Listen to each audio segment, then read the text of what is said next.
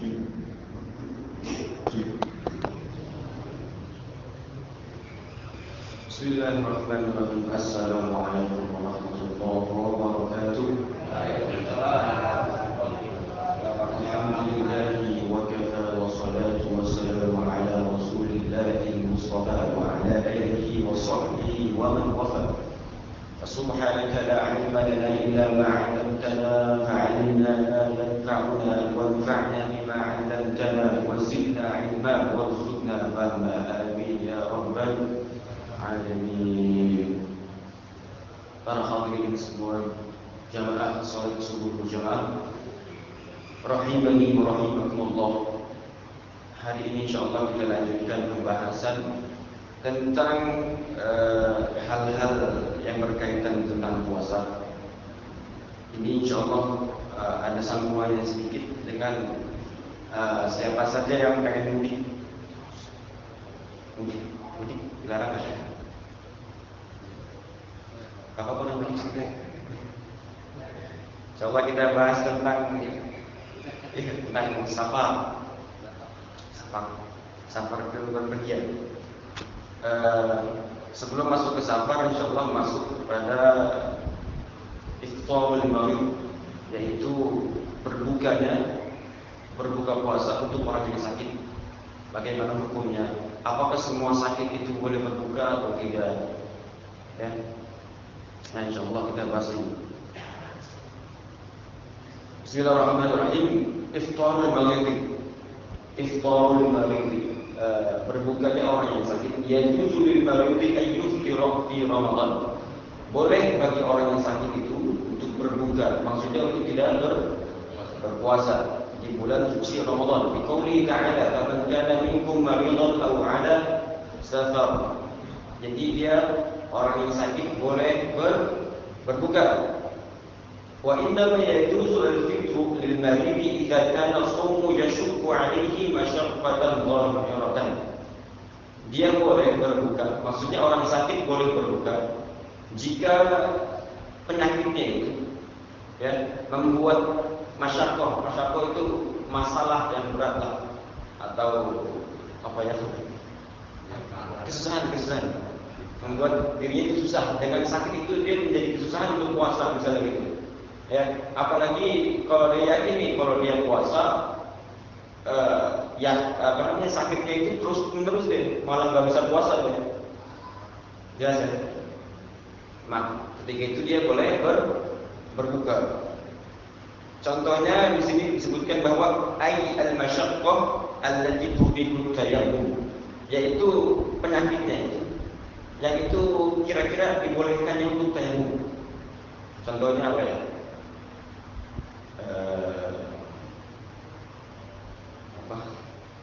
Meriang. Tahu meriang ya? Ya. Demam. Itu kalau misalnya dia kena air, dia takut tuh sakitnya nambah panjang sakitnya. Dia dibolehkan tayammum. Nah, ketika dia demam siang hari misalnya, dia boleh untuk berbuka. Di sini disebutkan menarik. Yajuzu lil maridhi al-fitri bil maradi al-madhkur hatta wa in ta'adda bi tasabbubihi li nafsihi. Seseorang itu dia boleh berbuka.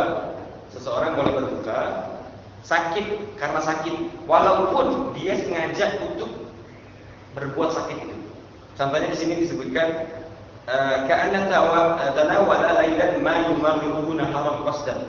Contohnya ada seorang yang itu misal di malam hari, ya sebelum fajar dia makan sesuatu yang itu membuat dia sakit di siang hari. Apa contohnya? Dia makan sesuatu makanan yang itu makanannya bisa menyebabkan dia sakit nanti di siang hari. Jam menjadi penyakit. Iya. Contohnya yang membuat yang membuat dia sakit perut. Makan cabai banyak. Ya makan cabai banyak gitu. Atau makan apapun dan itu membuat sakit gitu. Nah itu kan sengaja ya kan? Dia sengaja di situ. Tapi di mazhab Syafi'i dibolehkan berbuka sih. Dibolehkan. Dan wa mithluhu jawazul qu'udi fi shalatil fardhi liman ta'addad bi kasri rijlihi. Sama seperti orang dibolehkan duduk dalam sholat fardu, yang itu ada seorang misalnya dia sengaja menghancurkan kakinya atau mematahkan kakinya. Ada nggak orang itu kira-kira dia mematahkan kakinya, sengaja matahin kakinya? Ya, jadi gini, sholat fardu. Sebentar saya bahas tentang sholat. Jadi sholat fardu itu wajib berdiri, berdiri. Sholat fardu. Sholat itu yang 5 subuh, asar sampai isya itu wajib berdiri. Tapi nanti kalau misalnya sakit dia boleh duduk, boleh. Ya. Tapi ada satu sholat fardu. Jadi sholat fardu kan semuanya harus berdiri ya, walaupun di pesawat. Ya. Nah, nanti tapi ada sholat fardu satu yang boleh duduk. Apa kira-kira? Sholat fardu boleh duduk. Apa? Yaitu seorang yang sholat di dalam perahu. Disebutkan itu. Saya pernah belajar itu satu sholat fardu yang itu boleh duduk adalah ketika di perahu. Jika dia takut kan kalau di perahu kan begini, ya. Walaupun di sholat fardu dia boleh duduk. Kalau dia berdiri misalnya takut jatuh, ya. Dia nggak perlu duduk berdiri. Itu sholat fardu satu boleh. Jadi kalau sholat sunnah mutlak nggak apa-apa duduk. Misalnya sholat raweh untuk kita, ya, yang tua atau saya bahkan yang muda nih. Saya masih muda, masih segar, masih kuat. Sholat sunnah duduk nggak apa-apa, walaupun nggak sakit, Ya, misalnya sholat di sini sholat berapa sejam ya kita? 40 menit. 40 menit. Di Mesir itu sholat tarawih 2 jam. 1 juz sekali baca. Itu nggak apa-apa duduk. Nggak apa-apa duduk. Sholat sunnah itu nggak apa-apa duduk. Ya, misal lagi capek habis kerja atau apa, pokoknya walaupun nggak capek. Ya, nggak apa-apa sholat fardu, sholat sunnah duduk. Sholat sunnah nggak apa-apa. Apalagi sakit nggak apa-apa. Jadi nanti pahalanya beda. Kalau misalnya dia nggak sakit, sholat sunnah duduk, maka pahalanya setengah orang yang berdiri. Tapi kalau dia sakit, pahalanya tetap sama dengan orang yang berdiri. Ya. Ada juga orang yang sakit mau sholat sunnah tapi dia bela-belain berdiri, maka pahalanya double. Gitu. Jelas ya? Nah, seperti itu. Itu masalah sholat sunnah. Jadi nggak apa-apa kalau mau sholat sunnah duduk, sholat tarawih capek duduk nggak apa-apa. Gitu. Itu sholat sunnah. Kemudian tabiyidun niyah. Tabiyidun niyah apa kemarin artinya? Memalamkan niat. Maksudnya niat itu dari malam sebelum subuh. Al-maridhu idza kana maraduhu mustamirran lailan wa naharan. Jika ada seorang yang itu sakit dan sakitnya itu mustamirran. Mustamirran itu berlangsung terus-menerus, langgeng sakitnya. Fala yajibu alaihi tabyitun niyyati as-siyam. Dia enggak wajib tuh malam hari itu nawaitu shaum wa qiyam condition. Enggak wajib. Itu yang penyakitnya terus-menerus. Ya, didawami udrihi, ya. Tapi wa in kana mawdu'un mutaqatti'an. Ya, jadi kalau misalnya ada orang yang itu penyakitnya itu mutaqatti'an, dia terpisah-pisah. Kadang sakit, kadang enggak. Siang sakit, malam sembuh, sejam sembuh, 2 jam lagi sakit. Jadi kepotong-potong gitu. Kayak sakit pinggang nih. Sakit pinggang. Nggak sembuh. Sakit pinggang boleh buka tembok enggak? Oke, lanjut. Injala waktu syuru'i fi shaumi qabla al-fajr maghriban jaza al-mutarrif niyati. Ya, gini. Jadi kalau misalnya ada seorang yang itu sakit sebelum fajar, memang misalnya dia dari malam habis sholat tarawih sakit. Nah, sampai imsak memang masih sakit tuh. Masih sakit. Bahkan sampai subuh masih sakit dia. Maka dia nggak wajib untuk tabyitun niyah. Maksudnya nggak perlu dia meniatkan untuk puasa di hari itu, nggak perlu. Karena dia sakit dari sebelum fajar gitu. Dari sebelum waktu subuh dia memang sudah sakit. Tapi kalau misalnya ingkar waktu suri fil shaum qabla al-fajr ghairu maradin, ghairu maghribi. Tapi kalau misalnya dia setelah sebelum fajar itu artinya waktu imsak dia masih sehat-sehat saja. Ya. Dari terawih sampai imsak sampai waktu fajar dia masih sembuh atau dia belum sakit dia pokoknya masih sehat. Maka wajib alaihi niyyah wa shaum. Dia wajib untuk tabyidun niyyah. Wajib untuk niat puasa. Fa in tajad ila al-fitri naharan bisabab ishtidadil maradi falahul fitr. Walaupun nanti siang hari dia itu sakit. Jadi kalau misalnya siang harinya sakit dia boleh berbuka. Dia boleh berbuka gitu. Jadi kita ambil di sini bahwa dia wajib bagi seseorang yang itu sebelum subuh dia belum sakit, artinya dia masih sehat. Dia wajib untuk tabyidun niyyah. Kalau dia nggak tabyidun niyyah, maka dia batal puasanya. Ya. Tapi kalau misalnya sebelum subuh memang sudah sakit dia, maka dia nggak wajib untuk tabyidun niyyah. Sekalian saja tidak puasa gitu. Nah, itu tentang sakit. Kemudian nih ada tentang rukhsah safar. Safar, nanti safar itu berpergian. Jadi yajuzu lil musafiri safaran tawilan ay yatarakhasa bil iftari fi Ramadan. Boleh seseorang musafir yang itu safarnya itu tawil, panjang, maksudnya jarak jauh. Bi an yatarakhasa bil iftari fi Ramadan.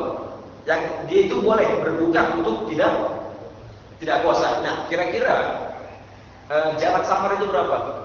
Safar tawil itu berapa kilometer? Apakah dari sini sampai Tangerang boleh berbuka? Saya safar nih, misalnya ke mana? Ke Tasik. Itu berapa kilo? Jauh 300 Tasik. Jadi minimal safar itu, minimal Syafi'i itu 84 kalau 83. Ya. Dan itu kira-kira membolehkan kita untuk mengkosor salat, mengkosor dan berjamaah salat. Tapi kalau misalnya ke Bogor cuma berapa? 50 ya? 50-60 itu nggak boleh. Ya dari sini dari Kebayoran pengen safar ke Bogor terus buka nggak boleh. Karena dia belum termasuk safar tawil. Itu namanya safar qasir. Qasir itu pendek. Ya jadi harusnya jauh-jauh gitu.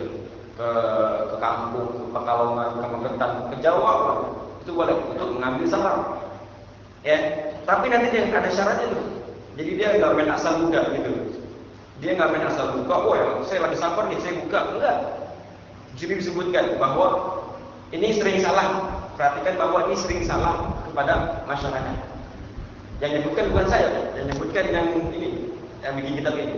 Itu ulama Mesir. Di sini disebutkan oleh beliau, man tala alaihi al-fajr wa huwa sha'im thumma safara fala yajuzu lahu al-iftar fi dhalika al-yawm. Man tala alaihi al-fajr, siapa yang itu ketika itu fajar sudah terbit, artinya dia bersafar setelah fajar, setelah subuh. Setelah subuh nih, habis sholat subuh dia pulang kampung gitu.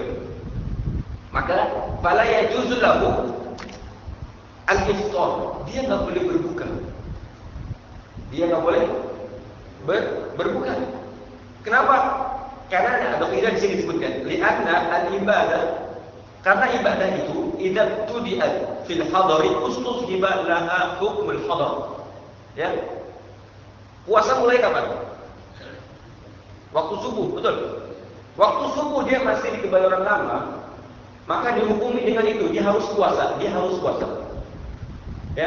Dia pergi setelah subuh, artinya dia ada waktu puasa di Kebayoran. Ya. Sebelum berangkat. Ya, dia mulai puasanya itu di waktu Kebayoran. Gitu. Maka itu tidak boleh berbuka ya. Walaupun dia safar. Itu kalau safarnya mulai habis subuh. Ya. Wa min huna, kata beliau ini, wa min huna yatabayyanu khata' katsiru minan nas alladziina mimman sayusafiru sabah haitsu yusbihu ba'dhuhum muftiran ma'ana safarahu fi athna'i safar fi athna'i nahar. Ini yang kebanyakan salah yang sering terjadi di masyarakat. Ya, beliau masih contoh ini. Ada seorang yang itu habis subuh dia baru mulai pulang kampung, kemudian dia buka di tengah hari, itu nggak boleh. Nggak boleh. Nah, dia boleh berbuka kapan? Ketika safar itu. Ketika dia safarnya sebelum waktu subuh. Jelas? Waktu subuh dia lagi imsak. Ya, lagi imsak kemudian dia pulang kampung, maka nggak apa-apa berbuka. Artinya dia nggak usah puasa, nggak apa-apa. Ya, nggak usah puasa. Tapi kalau safarnya pulang kampungnya setelah subuh, maka nggak boleh berbuka seperti itu. Nah, jadi ilat safarnya itu ilat al-iftar lil musafir. Di sini disebutkan ilat itu sebab. Ya, ada sebab al-ilatu fi jawazil iftar, sebab dari bolehnya berbuka itu di Ramadan hiya safar lal masyaqqah, yaitu safar bukan masyaqqah.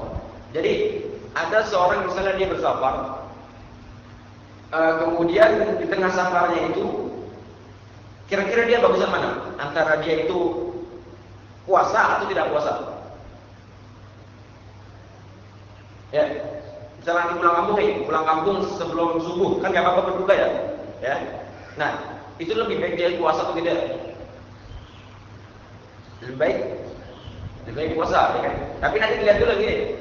Kira-kira kalau dia misalnya nanti kalau puasa, itu nanti membebankan hidup dia atau tidak? Ya, membebankan hidup dia atau tidak? Kalau memang dia yakin kalau saya lanjut puasa nih kayaknya saya yakin ya saya lanjut puasa nanti saya akan sakit bos. Ya, saya akan sakit, maka wajib dia itu berbuka. Wajib. Karena takut, karena dia yakin kalau dia masih puasa lanjutin puasa, dirinya akan hancur gitu. Bahkan nggak berdaya lagi. Maka ketika itu wajib dia berbuka. Ya. Tapi kalau masih santai, ya saya masih kuat lah, saya masih kuat berpuasa, saya masih kuat lah. Ini dekat kok ke Magetan doang atau kemana lah, itu Tegal, saya masih kuat, masih santai. Maka lebih baik puasa. Contohnya kemarin saya dari Mesir itu mulai safar itu jam 10 malam, artinya kan sebelum subuh ya. Maka besoknya saya nggak puasa. Walaupun itu lebih baik untuk saya lebih puasa, tapi ketika itu saya lagi pusing. Nah, makan pesawat juga enak gitu kan, saya suka aja gitu. Iya, sayang banget bayar 5 juta tadi makan. Itu. Jadi kalau safarnya sebelum subuh, maka nggak apa-apa berbuka. Jadi pakai politik fikih ya. Iya. Kan sulit bayarkan kan.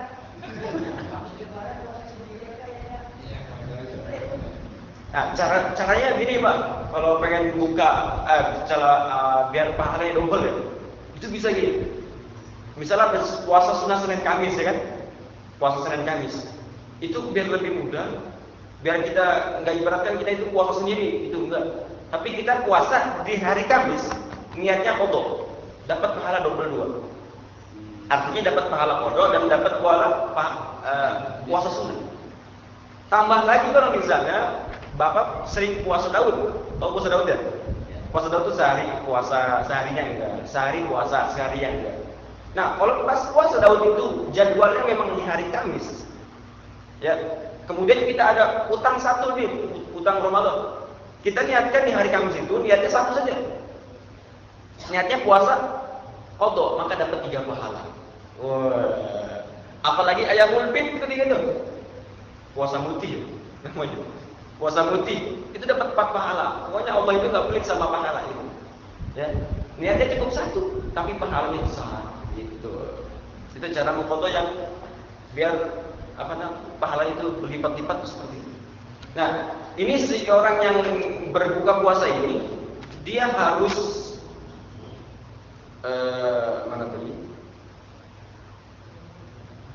dia itu berbuka, niatnya itu tarakhus. Ya, sebelum dia berbuka, tadi si orang safar itu safar sebelum subuh kan dia boleh berbuka ya. Nah, dia berbukanya itu harus dengan niat tarakhus. Tarakhus itu artinya dapat kemudahan dari hukum syara. Artinya dia yakin bahwa saya berbuka ini karena ini telah dimudahkan oleh agama Islam. Ini telah dimudahkan oleh hukum syara. Itu nggak apa-apa. Itu niatnya harusnya gitu ya. Kalau dia nggak niat, Ya, dia lagi safar tiba-tiba langsung minum aja gitu. Maka dia berdosa. Dia nggak niat dulu dia berbuka. Maksudnya niatnya itu harus niat tarokus, mengambil keringanan, gitu lah. Ya, mengambil keringanan. Kalau dia langsung berbuka tanpa niat apapun, maka dia dosa. Berdosa saja. Nah, itu tentang sakit dan safar seperti itu. Jelas ya? Jelas, gampang gitu. Itu paling mudahnya seperti itu gambaran. 20 menit. Iya. Ada pertanyaan silakan. Halo.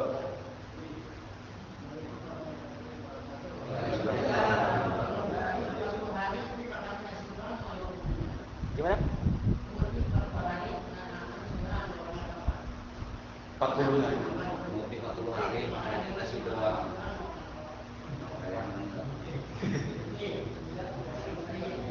Puasa putih. Ya puasa putih makanya nasi putih doang, nggak pakai bandeng. Oh. Enak. Itu makannya kapan? Siang atau malam? Tapi di siang hari mana? Jadi dia tetap puasa gitu. Buka aja nasi kuning doang. Ya itu gak enak.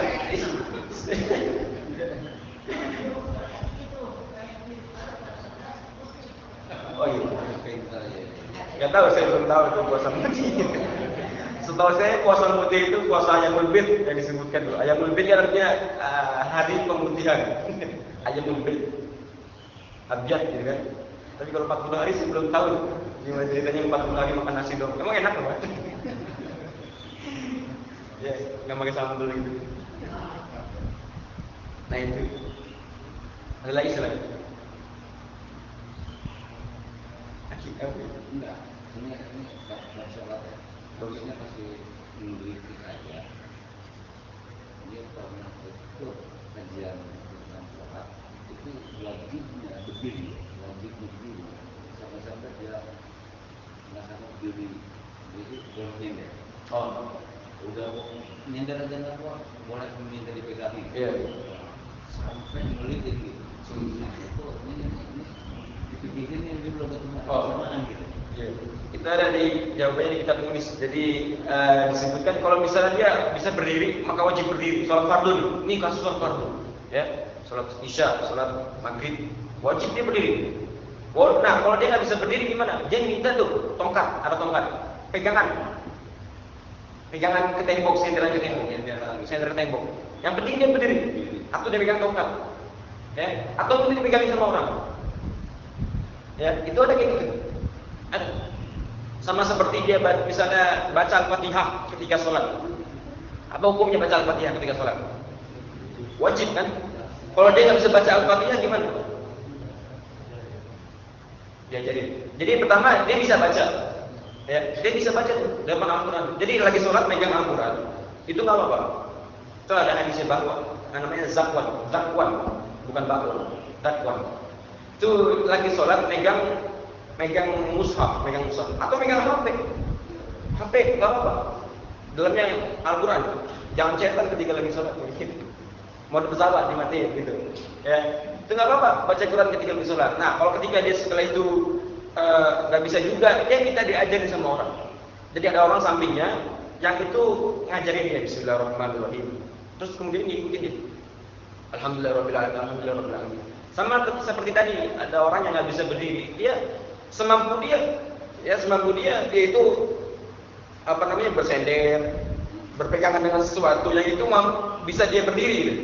Ya, dipegangin orang, nggak apa-apa. Kalau nggak bisa berdiri maka duduk. Duduknya itu sunahnya iftirash. Iftirash itu apa? Gitu. Seperti tahiyat awal atau duduk di antara dua sujud itu namanya iftirash. Kalau kayak gini tawarruknya yang minggir. Yang apa? Tahiyat akhir itu tawarruk namanya. Kalau nggak bisa gitu juga maka tiduran. Tidurannya gini. Tidur, kemudian di palanya ditaruh bantal. Ya, jika ada bantal atau sesuatu yang itu bisa membuat palanya tinggi, artinya bisa menghadap ke kiblat lah, gitu ya. Maka itu kayak gitu. Kalau tidak bisa juga mutojian itu miring. Nah, miringnya itu kira-kira kakinya Ini kiblat ke sini nih, sono. Kira-kira kakinya itu ke sono atau kakinya ke sono? Jadi yang menghadap ke sono itunya, ininya, dadanya. Paham nggak? Iya. Ya, jadi wajahnya yang menghadap ke sono, kiblat atau kakinya? Maka yang ini, yang menghadap itu dadanya. Karena dada itu yang paling wajib.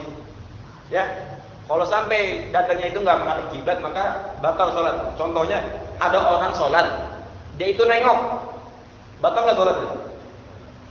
Nengok. Kalau lagi sholat nengok, gini, ada dua dia. Dia karena uzur, ada uzur, atau nggak ada sebab. Ya, ada sebab dan tidak ada sebab. Kalau jika ada sebab, nengok tiba-tiba, ini sebabnya misalnya bawa anak, ya bawa anak itu, aktif banget gitu kan, muter-muter, takut kenapa-napa, takut pecah kaca misalnya. dia nengokin ini anak ini, takut mecahin kaca misalnya gitu. Maka nggak apa-apa itu tidak makruh sama sekali. Artinya nggak apa-apa, mubah buat dia ketika nengok. Kalau nggak ada sebab tiba-tiba gini aja, nengok ke kiri, maka hukumnya makruh, nggak sampai batal. Tapi kalau gini, dadanya itu menjauh dari kiblat, maka batal saja. Yang penting dadanya, gitu. Makanya ketika tahiyat akhir, Assalamualaikum. Jangan sampai jadi ini. Biasa yang nengok ini ya, disunahkan itu Rasulullah kalau nengok ketika salam itu sampai terlihat ini ya, pipi. Artinya beliau kayak gini. Enggak cuma gini, Assalamualaikum warahmatullahi wabarakatuh. Jadi sampai segini. Yang nengok cuma kepalanya doang. Gitu ya. Baik. Cukup, insyaallah. Ya, semoga ilmu yang kita dapatkan hari ini menjadi bermanfaat buat kita semua. Semoga kita bisa amalkan juga nanti kepada cucu-cucu kita, kepada anak-anak kita gitu ya. Biar Gamak ini menjadi masyarakat yang itu berilmu. Gitu ya. Ajarkan juga kepada istri-istrinya di rumah gitu kan, kepada anak-anaknya ya. Sebagai keluarga itu harus mengajarkan kepada keluarga itu yang baik. Mengajarkan ilmu gitu ya. Ayo. Bila taufiq wal hidayah. Wassalamualaikum warahmatullahi wabarakatuh. Waalaikumsalam warahmatullahi wabarakatuh.